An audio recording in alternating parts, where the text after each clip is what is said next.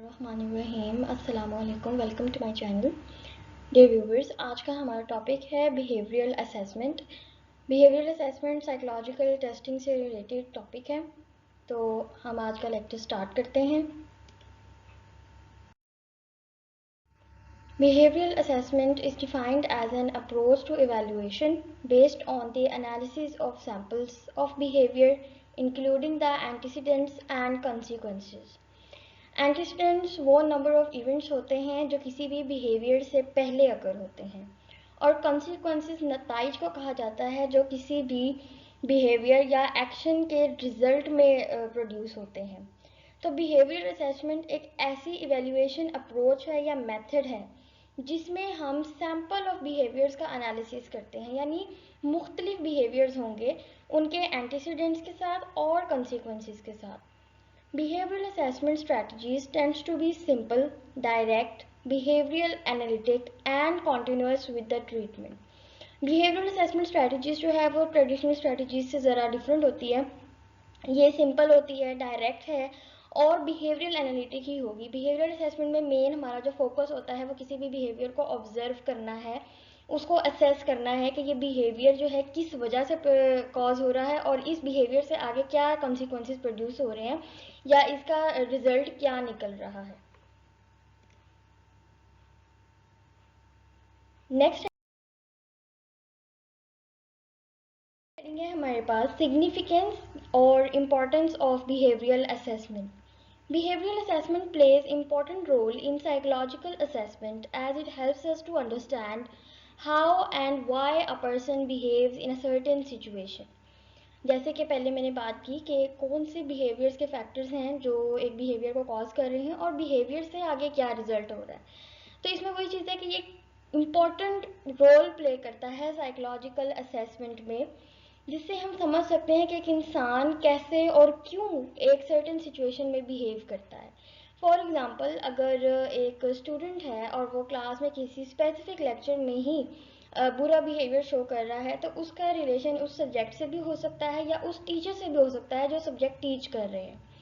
तो behavioural assessment से हमें ये चीज़ समझ आ सकती है कि एक पर्सन कैसे और क्यों एक सर्टेन सिचुएशन में एक स्पेसिफिक बिहेवियर शो करता है। It helps us to understand the different behaviours. इसके साथ साथ ये हर इंसान के अंदर मुख्तलिफ बिहेवियर्स जो मौजूद होते हैं वो हमें समझने में हेल्प करता है, और क्लिनिशियन को ये भी हेल्प करता है कि कौन से बिहेवियर्स हैं जो टारगेटेड बिहेवियर्स होंगे, यानी वो कौन सा बिहेवियर है जिस पे क्लिनिशियन वर्क करेगा, वो कौन सा बिहेवियर है जो क्लिनिशियन को ठीक करना है या फिर उसको बदल देना है।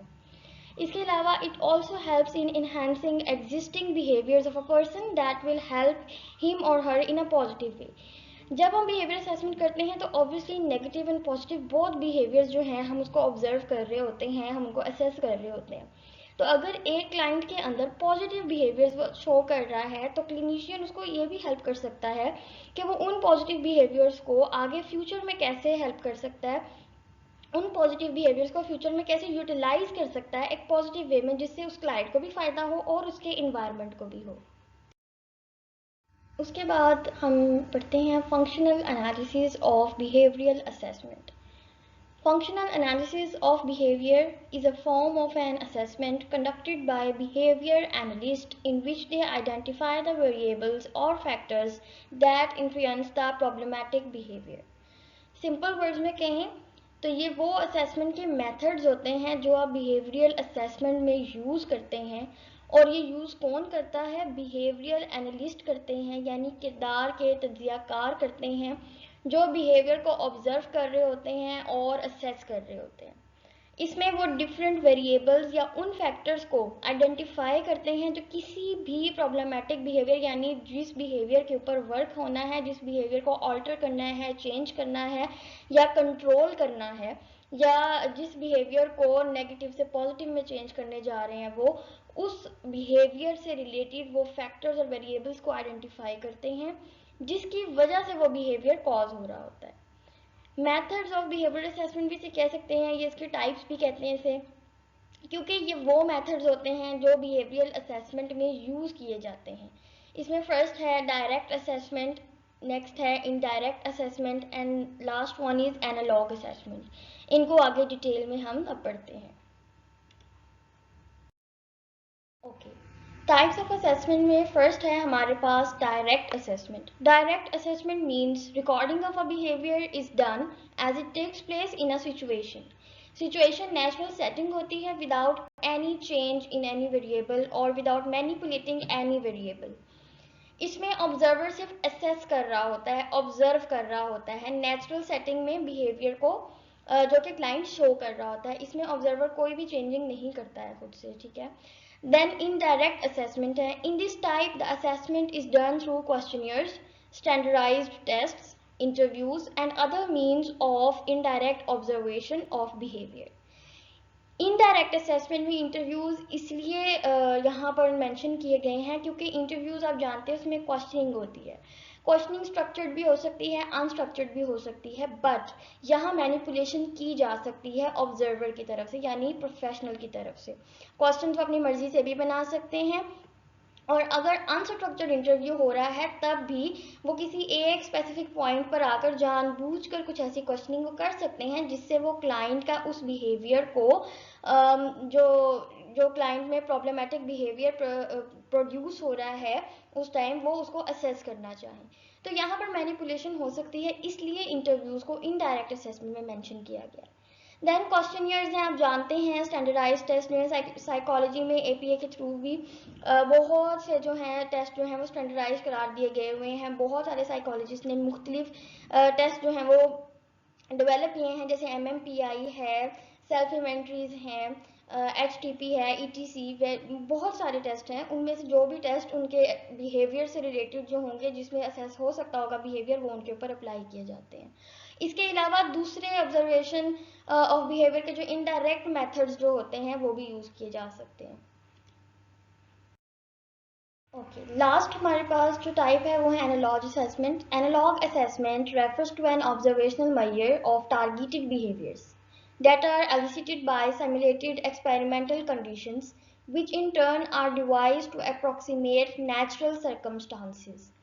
एनालॉग असेसमेंट में ऐसे मेथड्स यूज किए जाते हैं जिसमें ऐसी एक्सपेरिमेंटल कंडीशंस खुद प्रोड्यूस की जाती हैं जिसके थ्रू बिहेवियर को असेस किया जा सके, लेवल ऑफ बिहेवियर को असेस किया जा सके. इसकी एग्जांपल से हम समझते हैं एनालॉग असेसमेंट क्या होती है. एग्जाम्पल नंबर 1 है exposure based methods including systematic desensitisation. आप जानते होंगे सिस्टमैटिक डिसेंसिटाइजेशन फोबियाज, एंजाइटी, इन चीज़ों को असेस करने के लिए यूज़ की जाती है. बेसिकली ये एक हायरार्किकल मेथड होता है जिसमें क्या होता है, पहले एक लेवल पर पेशेंट को उसकी एंजाइटी चेक करने के लिए एक लेवल तक उसको खौफ दिलवाया जाता है, जिस चीज़ का भी उसे खौफ होता है. उसके बाद फॉर एग्जाम्पल हम इसकी एक एग्जाम्पल लेते हैं कि किसी को हाइट फोबिया है, तो फर्स्ट हायरार्की के लेवल पे हम क्या करते हैं, पेशेंट को किसी भी सीढ़ी के सिर्फ 2 स्टेप चढ़ाते हैं, ठीक है, और फिर देखते हैं कि उसकी ब्रीदिंग लेवल क्या है, उसका एंजाइटी लेवल क्या है, क्या उसको बेचैनी हो रही है, क्या उसको खौफ महसूस हो रहा है या नहीं. उसके बाद 5 स्टेप्स उसको दूसरे लेवल पे ऊपर चढ़ाया जाता है और फिर देखते हैं कि इतनी हाइट पे उसका क्या लेवल ऑफ एंजाइटी है या लेवल ऑफ जो फोबिया है. उसके बाद ऐसा भी हो सकता है कि साइकोलॉजिस्ट से कहे कि अब आप 20 कदम जो है वो मज़ीद ऊपर चढ़ें. जब वो 20 कदम मज़ीद स्टेयर्स के ऊपर चढ़ता है तो फिर देखते हैं कि अगर पेशेंट का एंजाइटी लेवल इंक्रीज़ होने लग गया है तो उसे डीप ब्रीदिंग करवाई जाती है और रिलैक्सिंग टेक्निक सिखाई जाती हैं. इसमें क्या होता है कि वो ये मेथड इसलिए यूज़ किया जाता है ताकि एंजाइटी लेवल देखा जा सके कि कितनी बुलंदी पर जाकर जो है उसे एंजाइटी होना स्टार्ट हो जाती है, ताकि फिर उस लेवल पर जाकर हम जो है पेशेंट को असेस करने के बाद उसको ट्रीट करें या ऐसी टेक्निक्स जो है उस पर अप्लाई की जाए जिससे वो खुद को रिलैक्स कर सके. Next one is behavioural avoidance test. ये सिस्टमैटिक डिसेंसिटाइजेशन की एग्जाम्पल से रिलेटेड ही है, बट थोड़ा सा इसमें डिफरेंस है कि ये स्पेसिफिकली अगोराफोबिया के लिए यूज़ होता है. अगोराफोबिया DSM में हम पढ़ चुके हैं. ये एक ऐसा फोबिया होता है जिसमें सोशल इंटरेक्शन से लोग डरते हैं, बाहर ज़्यादा देर रहने से, लोगों में रहने से, क्राउड में रहने से जो है उन्हें बहुत खौफ आता है, ठीक है. तो इसको हम अभी डिस्कस नहीं करेंगे, ये DSM में आप पढ़ चुके होंगे. लेकिन हमारा यहाँ पे जो टॉपिक है वो है बिहेवियरल अवॉइडेंस टेस्ट. अगोराफोबिया के पेशेंट्स के ऊपर ये टेस्ट अप्लाई किया जाता है सिर्फ ये देखने के लिए कि कितनी देर तक वो लोगों में अपने एंजाइटी को कंट्रोल कर सकते हैं. एक लेवल पर आएगा कि पेशेंट जो है वो बिल्कुल ही रिलैक्स नहीं रह सकेगा, बिल्कुल भी एंजाइटी का लेवल पीक पर चला जाएगा, और उस लेवल को उस टाइम पे जो है वो ऑब्जर्वर जो है वो नोट कर लेता है कि इतने लोगों तक जो जब थे तो पेशेंट जो था वो नॉर्मली बिहेव कर रहा था, एंजाइटी लेवल इन कंट्रोल्ड था। तो एनालॉग असेसमेंट जो है वो सिर्फ इसलिए यूज़ की जाती है ताकि आप level of anxiety, level of phobias और इसके अलावा बाकी जितने भी बिहेवियर्स के जो लेवल हैं वो आप देख सकें कि कहाँ पर जो आपका पेशेंट है वो बिल्कुल ही अपने आपे से बाहर हो रहा है, अगर हम उर्दू में इसको इजीली समझने के लिए कहें कि कहाँ पर वो अपना कंट्रोल लूज कर देता है। ठीक है, तो इसमें क्या है, अब ऐसा भी हो सकता है इसमें एक्सपेरिमेंटल कंडीशंस खुद प्रोड्यूस की जा सकती होती हैं और फिर देखा जाता है कि नेचुरल सर्कमस्टांसेस उसके क्या हो रहे हैं। फॉर एग्जांपल अगर एक इंसान है जिसको सोशल इंटरेक्शन से डर लगता है तो जानबूझकर भी साइकोलॉजिस्ट जो है वो उसे जानबूझकर रोगों में बिठा सकता है सिर्फ ये देखने के लिए कि उसका एंजाइटी लेवल कितना ज़्यादा है। बट ऑफ कोर्स कंसेंट लिया जाता है इससे पहले, जो कि हम एथिक्स में पढ़ते हैं और इंशाल्लाह नेक्स्ट वीडियोस में हम इनको डिस्कस करेंगे।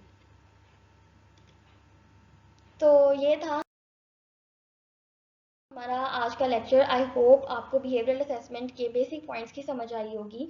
अगर आपके कोई भी क्वेश्चंस हैं तो आप कमेंट सेक्शन में पूछ सकते हैं, और कमेंट सेक्शन में मुझे ये भी बताइए कि नेक्स्ट आप कौन से टॉपिक्स पर वीडियोस देखना पसंद करेंगे। अपना बहुत ध्यान रखिए। अल्लाह हाफिज़।